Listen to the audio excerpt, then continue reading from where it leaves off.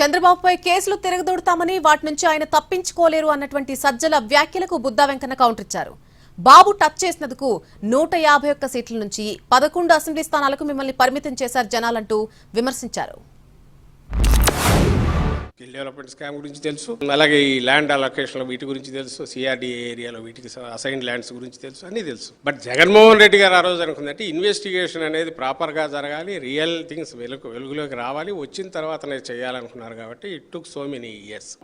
Pressurise చేసో same ఆఫీసర్లతో ఆ రోజు ఎవరు కంప్లైంట్లు ఇచ్చారో వాళ్ళతో ఏమీ లేదని వాళ్ళతో కూడా ఒప్పందాలు చేయించుకొని వాళ్ళతో రాయించుకొని పోలీసులతో కేసు క్లోజ్ చేసుకునేంత దౌర్భాగ్యానికి ఎందుకు పాల్పడుతున్నాడు అంటే ఉంది కాబట్టి భయపడుతున్నాడు. సో మళ్ళీ రీఓపెన్ అవుతాయి, అవి మళ్ళీ రీఓపెన్ అయితే ఇన్వెస్టిగేషన్ ప్రాపర్గా జరుగుతుంది. తన ఆఖరికి తప్పించుకోవడం అయితే తన వల్ల కాదు. సజ్జల రామకృష్ణారెడ్డి వల్ల కాదు కదా, వారి అమ్మ వాళ్ళు కూడా చంద్రబాబు గారిని జైలుకి పంపేయడం కుదరదు.